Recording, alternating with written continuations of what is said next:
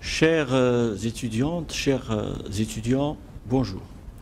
Durant la séance précédente, nous avons présenté les principales caractéristiques des finances publiques marocaines. Bien sûr, nous avons examiné et la structure des recettes publiques, et surtout les recettes ordinaires, et la structure des dépenses publiques que nous avons décomposées en dépenses ordinaires et dépenses d'investissement.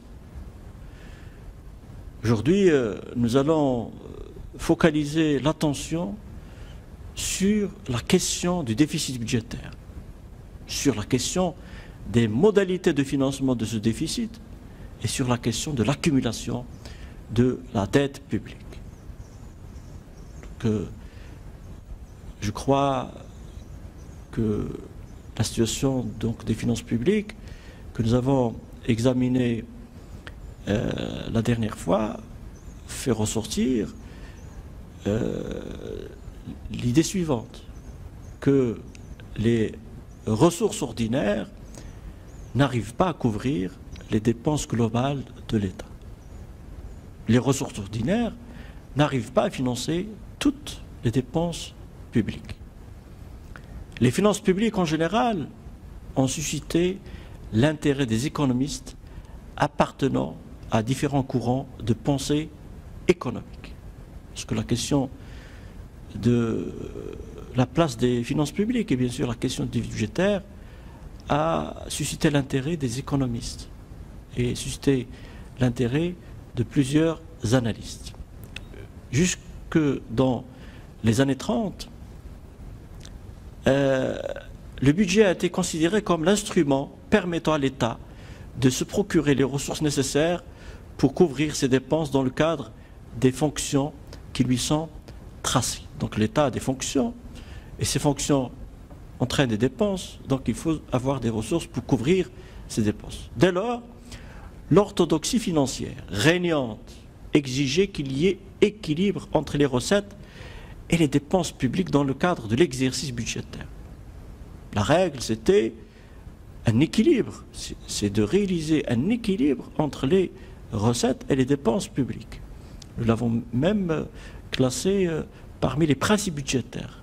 Nous avons parlé de principe de l'équilibre budgétaire. Et c'est un principe auquel il est difficile, par rapport auquel il est difficile de se conformer. Cette conception classique des finances publiques découlait de la foi dans les mécanismes du marché et de la nécessité de l'abstention de l'État d'intervenir dans l'activité économique. Il y avait une croyance ferme dans la capacité du marché à rétablir l'équilibre. Et donc, cette foi dans les mécanismes du marché poussait les classiques, les économistes classiques, à privilégier l'équilibre budgétaire ou l'équilibre des finances publiques. Mais suite à la grande crise de 1929 et sous l'impulsion des idées keynésiennes, il y aura remise en cause de la règle de l'équilibre budgétaire.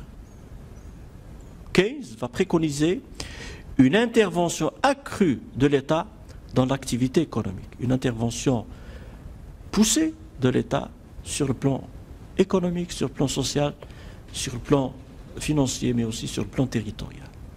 Cette intervention ne pouvait se faire que par le moyen de la politique budgétaire, en réalisant un déficit budgétaire. Réaliser un déficit budgétaire pour rétablir l'équilibre économique. Donc on va utiliser le budget, et plus précisément le déficit budgétaire, pour aboutir à l'équilibre économique, l'équilibre entre l'offre globale et la demande globale. Mais cette intervention de l'État par le moyen des finances publiques va permettre de développer son rôle économique et social.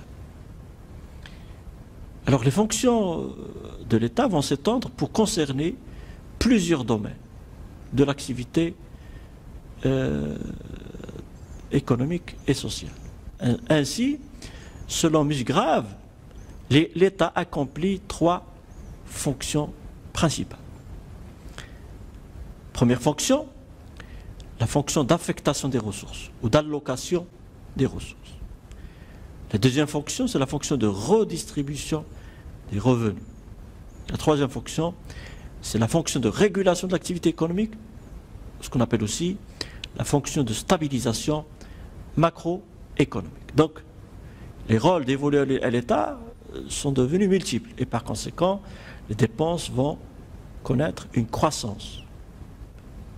Les recettes publiques doivent suivre.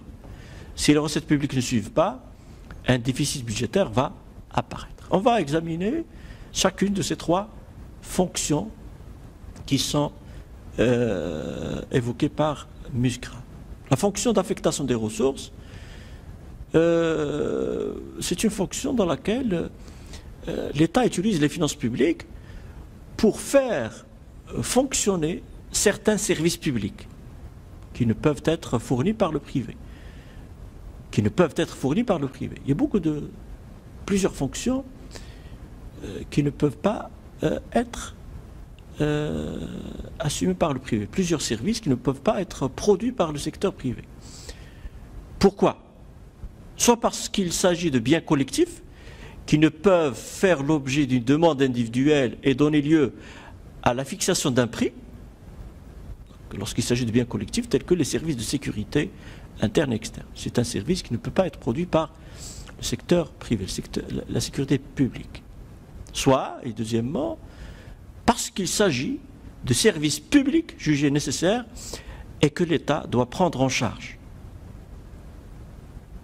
tels que la santé, l'éducation, la protection sociale, etc.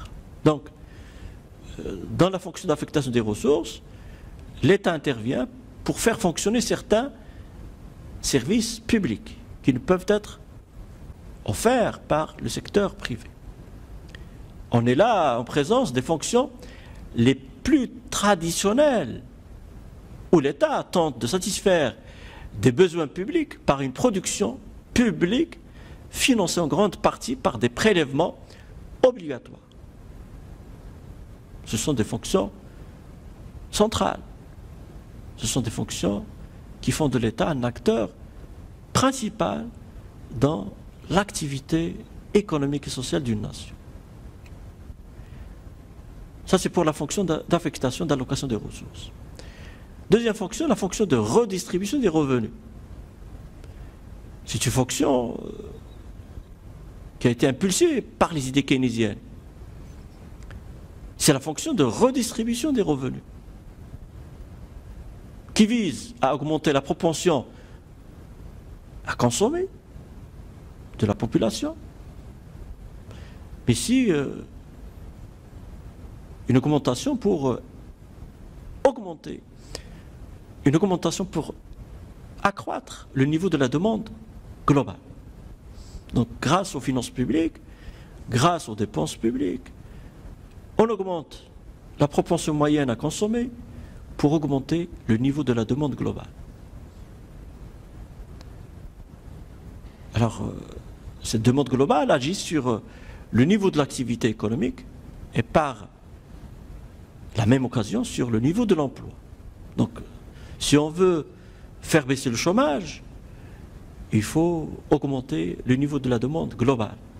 Et pour augmenter la demande globale, on peut utiliser les finances publiques comme instrument d'intervention. On peut utiliser les dépenses publiques et les recettes publiques pour augmenter le niveau de l'activité économique à travers l'augmentation du niveau de la demande globale. Par cette fonction, l'État tente aussi de réduire les inégalités issues de la répartition du revenu national. Le mécanisme de redistribution s'appuie sur les finances publiques et s'articule autour de deux grandes étapes. D'abord les prélèvements, à travers la fiscalité, mais aussi le versement de revenus, de transferts, qui peuvent prendre différentes formes, les allocations diverses, les aides sociales, les bourses, etc. Donc, c'est une fonction qui permet de corriger les inégalités sociales. C'est une fonction qui permet d'accroître le niveau de la demande globale. C'est une fonction qui peut permettre la diminution du chômage. Troisième fonction, la fonction de stabilisation de l'activité économique ou de stabilisation macroéconomique. La pensée keynésienne a soutenu l'idée d'une gestion budgétaire subordonnée à l'équilibre macroéconomique à court terme. Donc il faut soumettre l'économie à des impulsions budgétaires.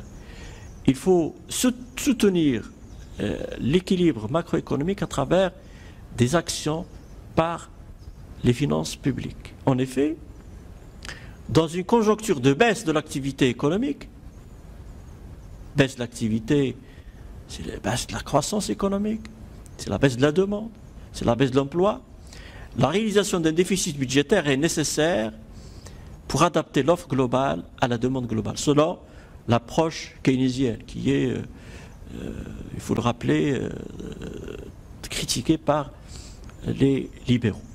Ainsi, le budget et donc les finances publiques agissent sur l'activité économique.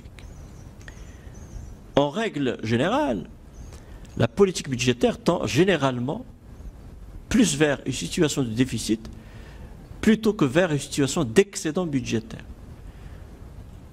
Dans la situation générale, on trouve plus des déficits que des excédents. Les finances publiques sont plus marquées par des déficits que par des excédents. Les finances publiques sont marquées par des dépenses publiques qui dépassent les recettes publiques. Pourquoi? Pour deux raisons. Premièrement, parce qu'il est plus difficile de réduire que d'augmenter les dépenses publiques. Il est facile d'augmenter, mais il est difficile de réduire les dépenses publiques. Pourquoi? Parce qu'il y a des dépenses publiques incompressibles. Ça, c'est un. Pourquoi généralement nous avons un déficit? Je parle du Maroc, mais aussi d'un ensemble de pays. C'est parce qu'il est plus difficile de réduire que d'augmenter les dépenses publiques. Deuxièmement, parce qu'il est plus difficile d'augmenter que d'alléger les impôts. Il est facile de faire baisser les impôts, mais il est difficile d'augmenter les impôts, parce qu'il y a la question de la pression fiscale. Pour cette raison, et pour la première raison, c'est-à-dire celle qui est relative aux dépenses publiques, les finances publiques ne peuvent déboucher que sur des déficits.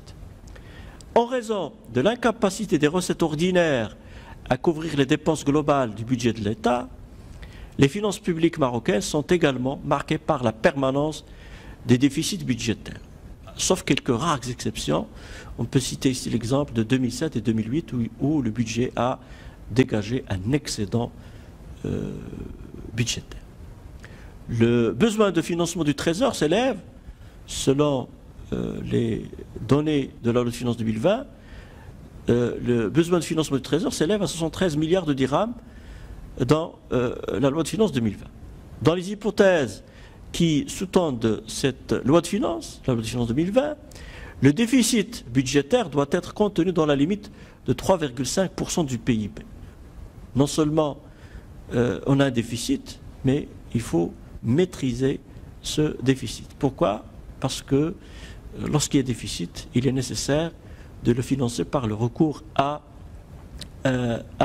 l'emprunt. Pour couvrir le déficit budgétaire, les pouvoirs publics peuvent recourir à deux sources de financement. Deux sources simples à comprendre, c'est d'abord le financement intérieur, ensuite le financement extérieur. C'est à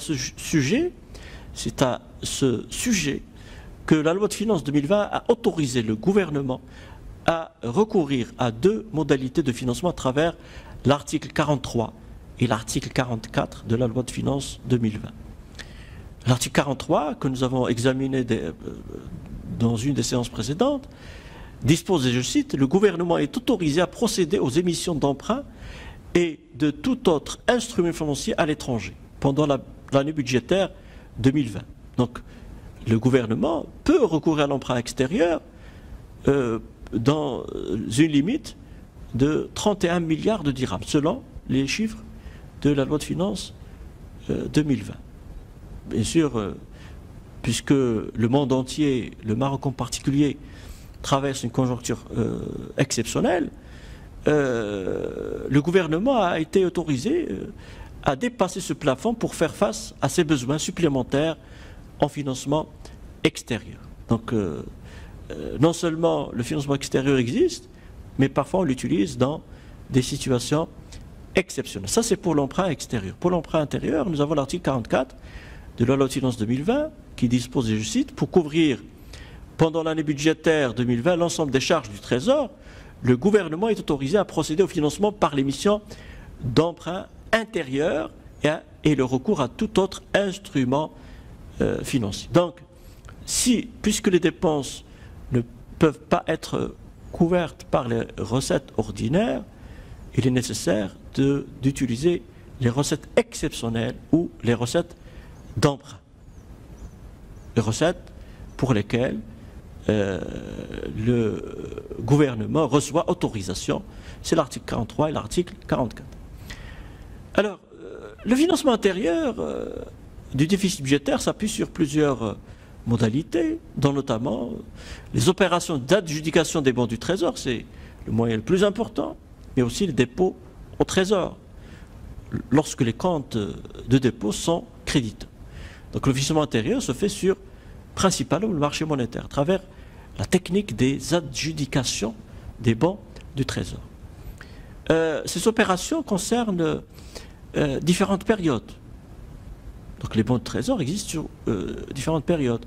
Le très court terme, 13 semaines, 26 semaines, 52 semaines, 2 ans, 5 ans, 10 ans, les bons de Trésor de 15 ans, de 20 ans et de 30 ans. C'est-à-dire que l'État peut s'endetter à l'échelle intérieure pour des échéances très courtes, mais aussi pour des échéances moyennes et des échéances longues. Alors, le financement intérieur,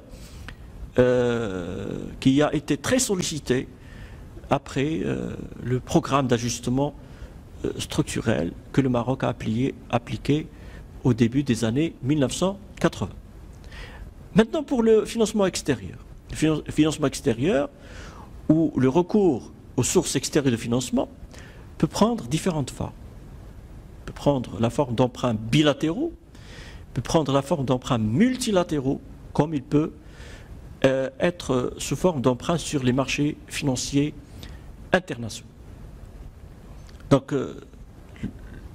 l'État, pour gérer son déficit budgétaire, a deux sources de financement. Les financements intérieurs, donc à l'échelle interne, et les financements extérieurs.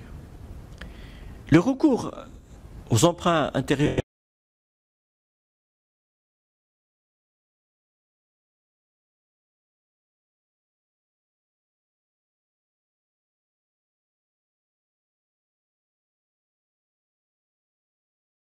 et le recours à l'emprunt crée la dette